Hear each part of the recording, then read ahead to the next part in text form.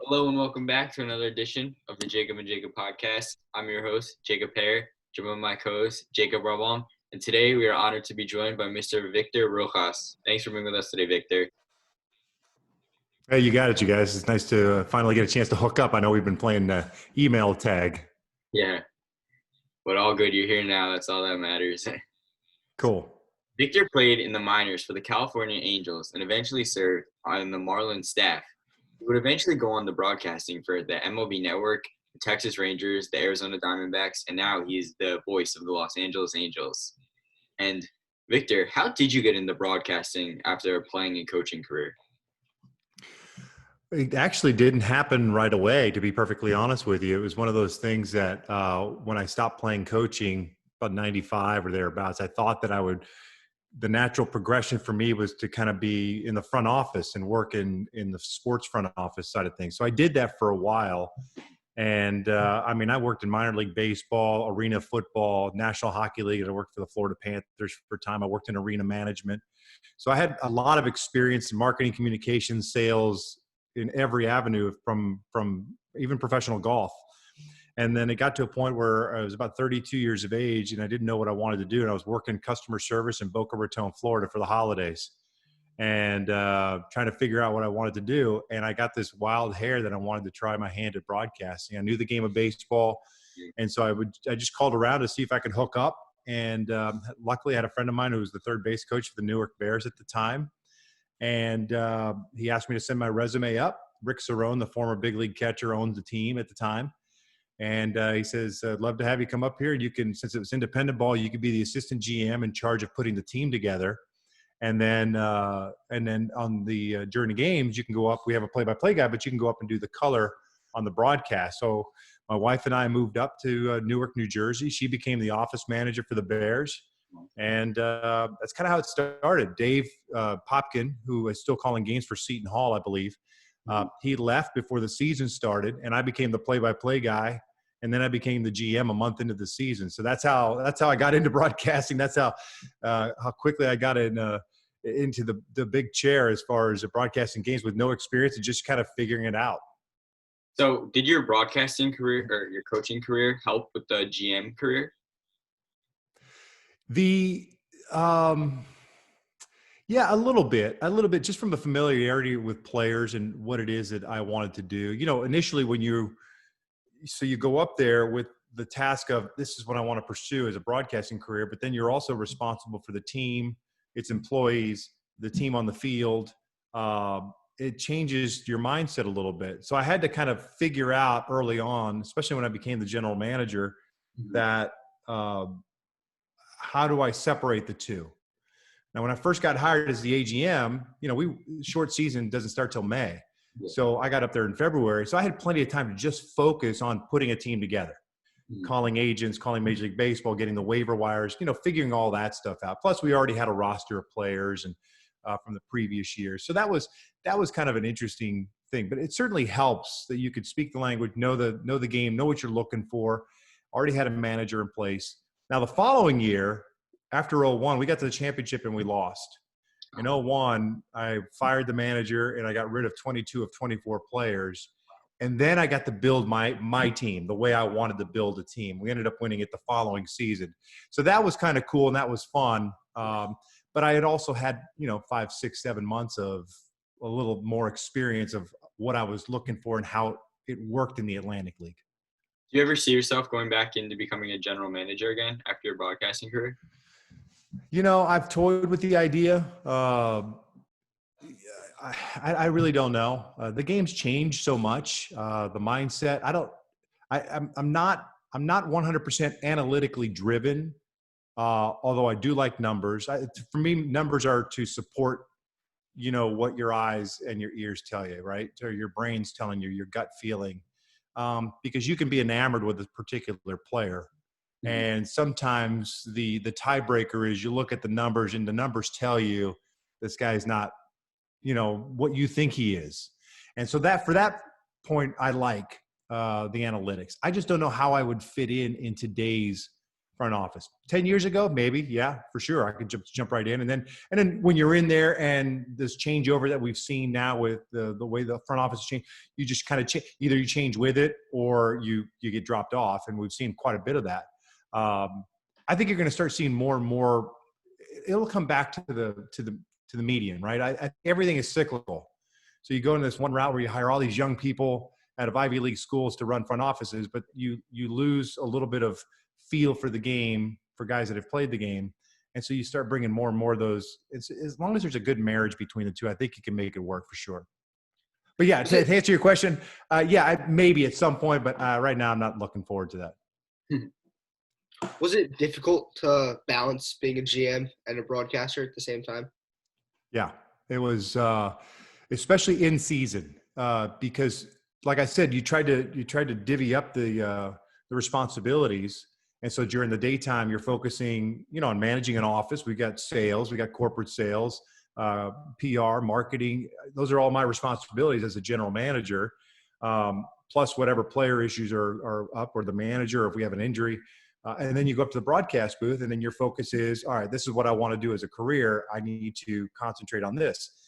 But because it's independent ball, your shortstop gets hurt on a double play, you call the play. And in my mindset at the time was like, oh crap, I need to find a shortstop for tomorrow, because here we go, we're going to the disabled. So then my mind starts churning on that side of things, of what I'm going to do to replace that player the next day. So it was difficult, but you just like anything else, you kind of figure out how to divvy up your time.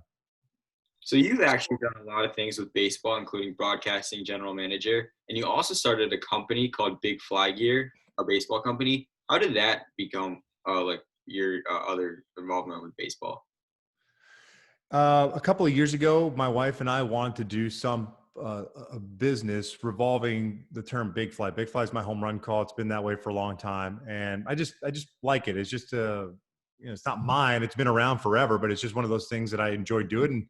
And if we were going to do something in and around baseball, Big Fly would make sense. And so kind of came up with the logo first, but we didn't know what we were going to do with it. And we finally decided that we wanted to get into the apparel business. And, there's so many different brands out there now. Baseballism is one of the biggest brands as far as baseball is concerned. Yeah. But we wanted to do something different. And because I didn't want to in business, you have to have a differentiator. What makes us different from anybody else, right? Well, I think our quality of our products makes us different than everybody else, number one. And number two, we became storytellers. So we decided that we wanted to take a person, place, and/or moment in baseball history revolving around the home run, create a one-of-a-kind graphic, a piece of art, if you will, and put it on the most comfortable apparel that you could find, and thus becoming storytellers of the game. So we don't use players' names or likenesses. We don't have licenses for that stuff. It's just not our business. And the graphic tells the story. We've got a pine tar tree tee. We've got a Negro Leagues tribute tee that actually the Bob Kendrick of the Negro League Baseball Museum in Kansas City is carrying in his store in Kansas City at the museum. We've got a Lou Gehrig, the number 4 train, it's called. The pine tar tree tee that just came a tree. I don't know, I kept calling it pine tar tree. I was just cutting down trees before I came in here, sorry. Which is the George Brett 1983 tribute. Hank Aaron. So we've done things that it's more about teaching the game and telling stories so that if you're wearing our shirts, people look at the graphic. First of all, it's a cool graphic. Tell me about it. What does it mean? Now you've got a story to tell. You're sharing that story of baseball history with somebody else and kind of passing along the knowledge. So that's the premise of our business. We launched in February of 2019. And somehow, even through this pandemic, we're right now running a little bit ahead of last year's revenues, which is amazing considering there's been no baseball being played on TV. That's amazing. Yeah. Good for you guys. For the listeners, thank you. Check it out. Big Fly Baseball. Check it out. Give it a look. In the bio on the YouTube video. What's that? Yeah. We'll leave the link on the YouTube video. So, all right, cool. Into the Angels baseball. So you're the Angels broadcaster. How do you expect them to fare this season? Well, I hope they do well. I mean, the offense is pretty solid, assuming everybody stays healthy. With the addition of Anthony Rendon, the Angels' priority was to go out and get Garrett Cole. As we know, that didn't work out. So they went out and got the best available offensive player to to go with Mike Trout and Shohei Ohtani and Albert Pujols and Justin Upton. I mean, so up and down that lineup, there's no real breathers in that lineup if you're the opposing pitcher, which is good. Now, the pitching remains to be seen. That's been a question for the Angels for the last 5-6 years. This will be my 11th year calling Angels baseball, and they've gone to the postseason one time. And the majority of it has been the issues with the pitching side of things. And so I think the bullpen's really good, very young power arms. I think if they could shorten games, that'll certainly help things, especially in a 60-game season. Like, it doesn't really – honestly, in a 60-game schedule, anybody could win. Yeah. And no disrespect to the Pittsburgh Pirates, but if the Pirates get off to a 9-1 start or 9-2 or 10-3 start in the Central Division, if you're falling behind, that's tough to catch up. You know what I'm saying? Anybody can run off. Now, conversely, you go 1-9, 2-8, 3-7, have a 5-game, 6-game losing streak with a 10-team division. Good luck climbing out of that hole with only 50 or less games and 9 teams you've got to leapfrog. So that to me is not only is a sprint, it's a sprint right from the get-go. You can't be screwing around. There's no, in the course of a 162 game schedule, you could sit there and go, well, I got to save this guy because he's not feeling right. Now it's like, okay, if a guy's not pitching well, he's gone. You got to move these games. Every game is important, especially as it relates to the Angels, because you've got the Astros, the Oakland A's, the Texas Rangers are better, Seattle Mariners. You got the Los Angeles Dodgers. Don't forget about them, because now the West is with the West. The Arizona Diamondbacks, the Colorado Rockies. So it doesn't get any easier. Padres are an up-and-coming team with a lot of young talent. So it's a tough division. I think all 3 divisions are tough divisions. So you really have to get off to a fast start if you're the Angels. I hope that Dylan Bundy can kind of get back to that prospect status that he was with the Orioles. Yeah. And if you can get Julio Teheran in camp, and assuming he's healthy, I know his apparently there was some COVID issues or with the family. He didn't have it, but that's why he's been delayed getting a camp. The change of scenery for him, and with the new pitching coach, Mickey Callaway, I think that'll help impact that pitching staff in a positive manner. Do you like the hire of Joe Maddon as the manager? Yeah, I've known Joe for a long time. He was a minor league field coordinator when I was in the Angels organization as a minor league player in 1990. Just a great guy, great communicator, motivator.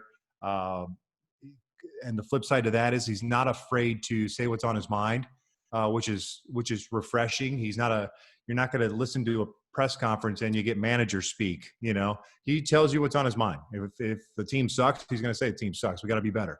And that's just Joe. And I think he commands a lot of respect. I think what he has done in Tampa Bay, as well as with the Chicago Cubs, speaks volumes to the individual that he is and to the type of manager that he is, and being able to manage different types of personalities and get the most out of every one of his players. So I think he's a huge hire. I think Mickey Callaway, you haven't really heard a whole lot about Mickey Callaway from a hiring perspective.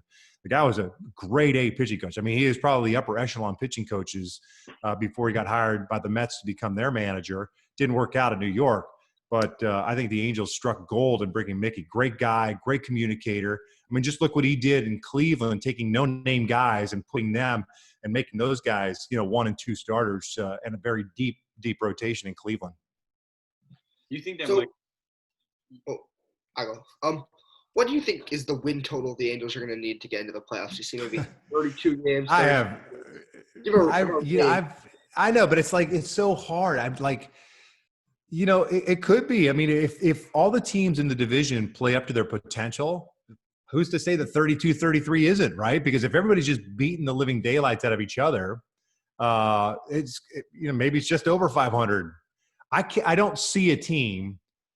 I just don't see a team going off and winning 45 games. I just don't.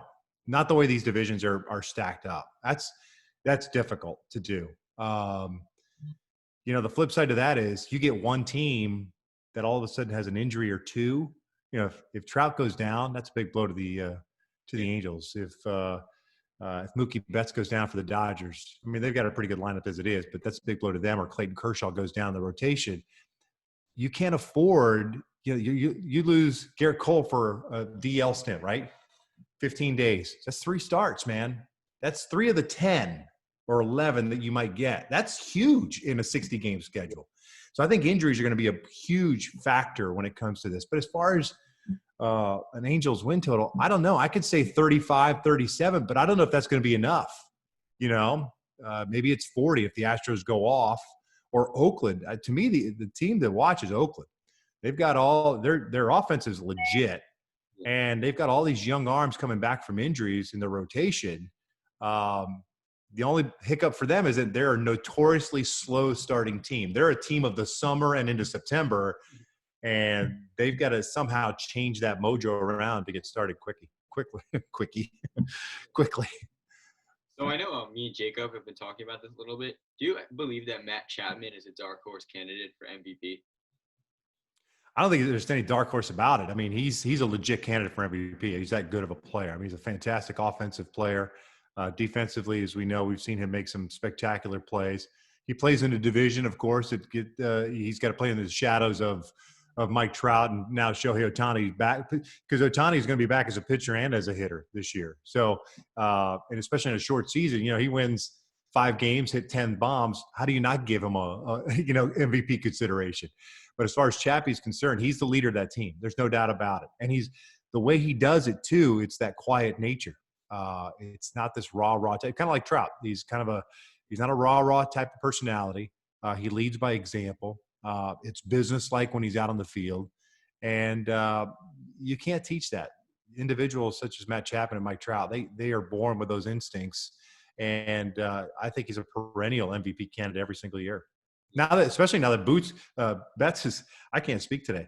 Now that Mookie Betts is out of the American League, at least for the time being, assuming he doesn't come back via free agency, I absolutely say that Matt Chapman's in the top 2-3 for MVP every year. Yeah, very exciting with the West versus West play. You get Betts, Trout, and Chapman all playing together. A lot of potential MVP candidates that'll be on display. So. Yeah, those two teams always, when they get together, the Dodgers and the Angels, because they play every year regardless. At the very least, they play a 2-2. This year it'll be different because of the divisions.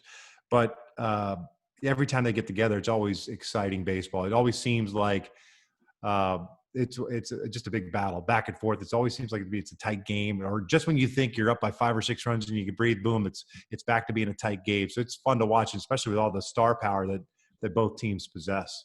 Yeah, for sure. So, sticking with another team in the division that the Angels are in, the Houston Astros. Do you believe that their sign stealing scandal slid a little bit under the radar due to COVID-19? Absolutely. There's no doubt about it. I mean, it'll come back up once we start playing. I just don't think there'll be the fervor that there would have been in late March, coming off of spring training. I think the teams that probably, or the fan bases that probably care most about it, are the Dodgers and the Yankees. Yeah. Although, if you're a Yankee fan, you kind of have to tap the brakes a little bit, because one of the teams that was cheating, apparently in one form or another, was allegedly the Yankees and the Boston Red Sox. So it's like, you have to be careful what you wish for as a fan, right? Because you just don't know what's true and what's not true. The means in which the Astros went about doing things, I think that's what makes it as bad as it is, and rightfully so. So I think you'll get, unfortunately, there's no fans in the stands, so you're not going to hear from that perspective. But social media and the like, it'll continue. It still continues. You still see people crush them periodically on social media, and I think that'll continue for a while. So Mets manager, or former manager now, Carlos Beltran, was found to be involved with the sign stealing scandal. Do you believe that he was fairly punished to be fired, or do you believe that the Mets should have said, he's this as a player, maybe he'll grow as a manager? Look, I don't forget about Cora with the Red Sox too. He ended up stepping down as well, and I have mixed emotions on it, because I think that while that they were involved, according to the report, Cora is a little bit different because he was a bench coach at the time. Yeah. Beltran was a player. And so I can understand the anger towards the Cora situation more so than Beltran. If Beltran was your guy as manager, and you wanted him in New York and you wanted him to be the Mets skipper, then I think you have to give him the opportunity. I think you have to give him the opportunity. I mean, to me, it's a scapegoat kind of situation. And who knows if Major League Baseball, put a little extra pressure on the Mets, say make a change, just to get it out of the public eye, which is a shame because that's the last thing you remember Carlos Beltran for, who is a borderline Hall of Fame player. I mean, if you look at his numbers as a switch hitter, I mean, just great numbers. And so I would have loved to have seen him, especially in New York, be the manager of that team. Now, who knows what happens going forward? I don't think he's banned from managing. Neither. I think AJ Hinch has to sit out this year or a season. But, if the ownership changes with the Metropolitans, and I think that's the plan, there's nothing preventing new ownership from coming in and saying, all right, I want Carlos Beltran to run this team. I mean, if he was good enough to manage the New York Mets, somebody's going to think that he's good enough to manage at some point. Look, Alex Rodriguez is the poster boy for baseball. Yeah. And look what Alex Rodriguez did to the game. I mean, he was suspended from baseball for a year, basically for steroids, yeah, and for lying about it. I mean, and he is the poster boy for baseball. And they run him out there and they trot him out there.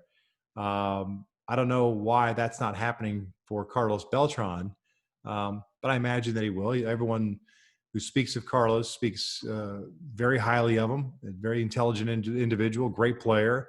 I think he'd be a great leader, and I think he belongs in the manager's chair at some point. I definitely agree with you there. He was a known leader as a player, and he just seems like a great guy, and who was, I guess, misunderstood for the whole scandal thing. Well, here's what I'll say. And players in today's game, players from yesteryear, coaches, managers, you have to walk a fine line, right? Because we've all either given signs or been given signs as a player in the game. That's just a fact of life. Everybody has. Yeah. Pitchers tip pitches all the time. Catchers give poor signs. Or coaches' signs are awful. They get picked up on and relayed. I don't agree with the way the Astros did it. That's cheating, by definition, especially the way they were doing it. But everybody has done it at some point in some fashion and will continue to do so. That's just the way it is. I do it with my kids, coaching my son's team. Yeah. I mean, if a coach is going to sit giving signs to his catcher just doing this, well, then you've got to be better than that. If you're giving me the signs and my guy on deck can see them, then that's on you, not on me, And so that's why I think with the Beltran situation, it's not as if he was the mastermind of this whole thing. Exactly. And was beating on the drum and all that stuff.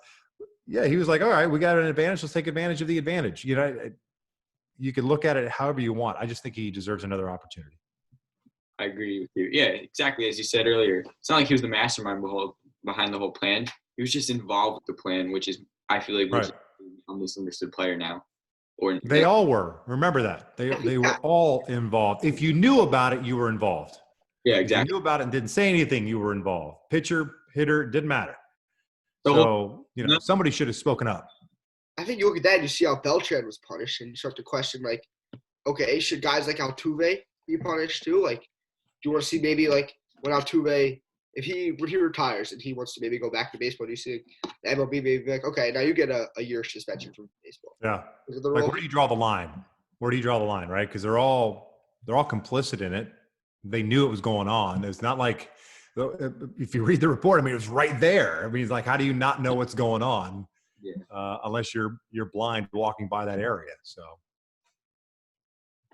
last question before we let you go. You mentioned much in your show that you have some of your famous slogans such as Big Fly and another ones such as Oppo Taco and 3-Run Jimmy Jack. Where do these slogans come from, and what is the origin behind them?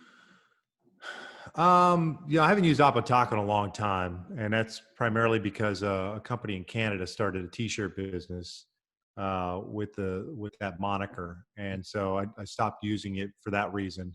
It really is just more have fun. And a lot of it, like 3-Run Jimmy Jack, is something that I picked up from Eric Nadel, my partner with the Texas Rangers. And he got it from Jeremy Giambi, who it was just a term for a 3-run home run. And that's just, like I said, all these baseball terms in any sport, there's all kinds of little monikers that you use here and there. And so Eric used it on the air with me. I'm like, that's pretty funny. And then I ended up going to MLB Network. And at MLB Network, I was a studio host and I did play-by-play. And I did a lot of quick pitch shows.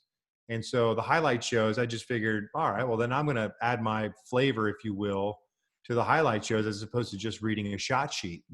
And you guys are too young to remember, but there used to be this show on Sunday nights called the George Michael Sports Machine.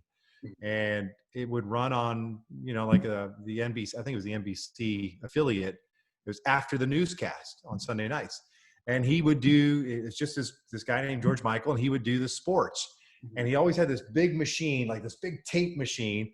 And he'd say, let's go to Pittsburgh. And he'd punch a button and boom, there comes the highlights, and he does the highlights. So that's how I treated doing quick pitch.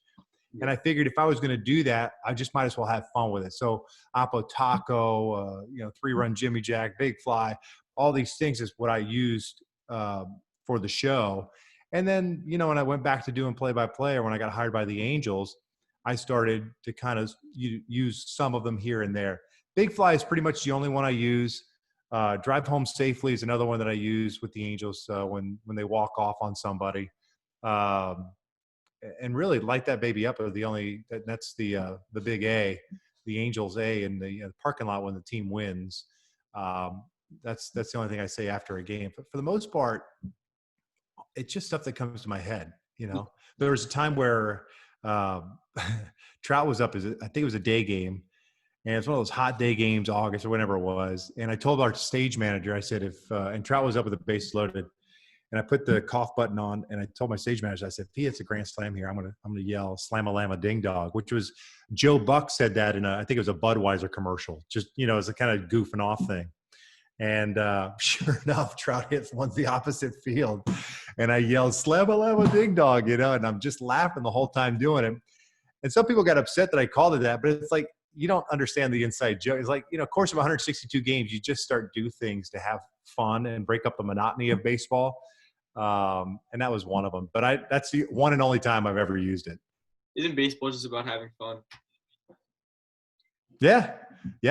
I'm all for it, man. That's like, and that's why, maybe people come down on me a little bit more so from a network perspective, because I'm not your prototypical broadcaster. I didn't go to school to become a journalist or a broadcaster. I kind of learned on the fly, and my personality as it relates to the game is about having fun. And so I shouldn't say that I don't take it seriously. I take my job seriously, but we're watching a game. You know what I'm saying?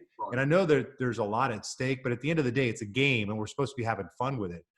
And I grew up as my dad played 16 years, right? And so I grew up in the old school way, play the game right, and this and that. And I still teach that to my son and the kids that I teach.